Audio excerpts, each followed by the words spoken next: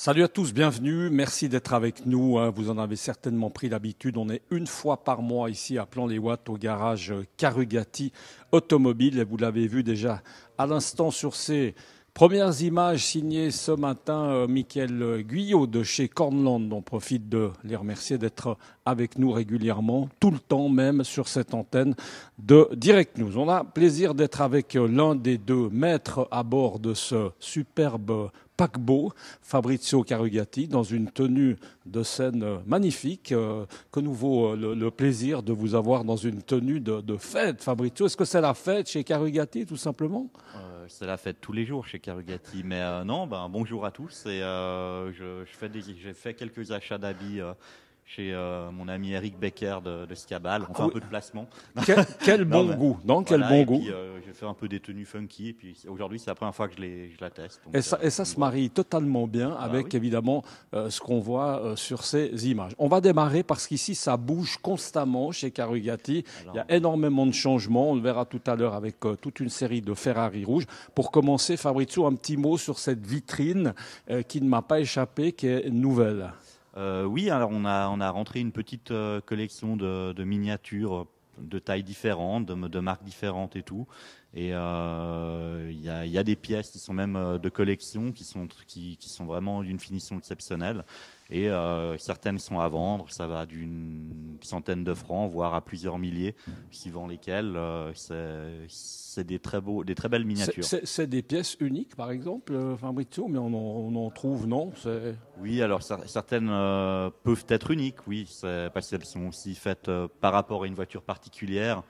Mais oui, en tout cas, elles ont l'air parfaitement reproduites, exactement, on a envie de dire, à l'identique. En tout cas, ça fait une très très belle paroi ici. On a pour les grands et les petits, même ceux qui n'ont pas le permis. Exactement, un beau décor. On va s'intéresser à ceux qui ont le permis, enfin idéalement, parce que c'est vrai qu'il y a pas mal qui roulent sans permis. On va s'intéresser à ces trois voitures Ferrari. On adore ça, on est dans le rouge, c'est la vraie Ferrari. Alors, point commun, Fabrizio, on est d'accord, ce sont 3 V8, mais avec des particularités forcément différentes. Ça, c'est plutôt des voitures de circuit, on est d'accord.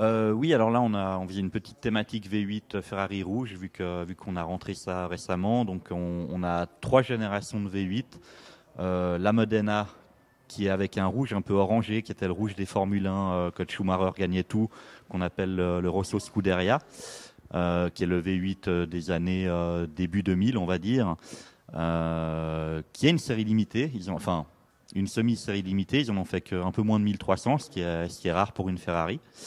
Après, on a plus proche de nous la version 430 Scuderia, donc qui a succédé à la Modena, qui n'est pas une série limitée, mais qui a aussi une belle cote. Ils n'en ont pas fait énormément. Et à chaque fois, c'est l'évolution ultime de la gamme, enfin du modèle. Et tout, Ferrari termine toujours avec le modèle le plus sportif qui est orienté piste, mais homologué pour la route quand même. Et là, on a les 2 exemples, celui de la Modena et de la 430. Et après, on en a déjà parlé les dernières fois, mais là-bas, on a l'équivalent dans le V12, qui est une série limitée, qui est la 599 GTO, qui est alors là, c'est l'ultime de la gamme en cette période-là. Un peu orangé aussi.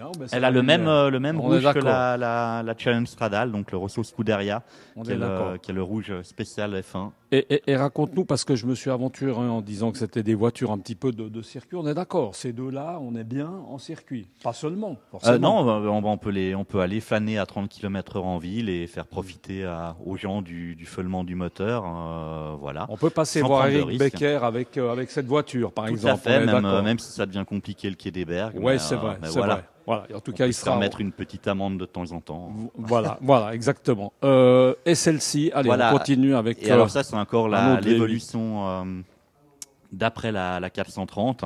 Alors là, c'est la version normale, c'est pas la version orientée piste, qui est la Pista, mais qu'actuellement on en a pas en vitrine. Ça, c'est la version route, qui est déjà une super voiture, qui marche fort et qui est confort, qui est bien. elles sont dans un tel état que, stupidement, j'ai un peu pensé que c'était 3 voitures neuves. Enfin, mais pas du tout. Hein. Non, ben la Stradale, elle a 18 ans. 18 ans. Elle a 48 000 km. Après, on a l'autre qui a un peu plus de 10 ans et 24 000 km, la 430. Voitures qui, en général, ont eu une main. Enfin, c'est des voitures qui ont eu qu'un propriétaire ou bien ça a bougé quand même. D'habitude, elles ont quand même eu 2 ou 3 propriétaires. Les premières mains, c'est quand même assez rare.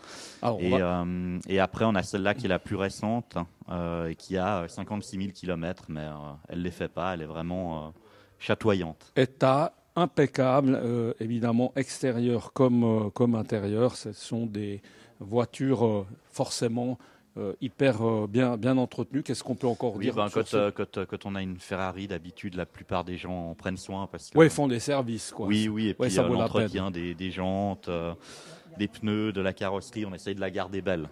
Alors, on va aller s'enfiler juste là-bas parce que c'est vrai qu'il y a beaucoup de voitures de nouveau, ce qui est plutôt bien. On l'a dit, ça bouge régulièrement chez Carugati avec là, une petite Lamborghini Countach qui fait toujours son effet là aussi. Hein, oui, comme ça, alors sympa. C'est une très jolie réplique. Ce n'est pas une vraie, malgré les apparences, mais qui a tout d'une vraie, à part le moteur. Pas une vraie. Non, mais c'est une super voiture à un prix raisonnable si on veut un peu se la jouer, on va dire. Un peu se la jouer. Bon, on va. Bon, écoutez, ça a au moins le mérite d'être clair. Alors là, est-ce que c'est une vraie déjà, Fabrizio? Alors c'est une vraie de vraie. Ça, c'est une vraie Ferrari.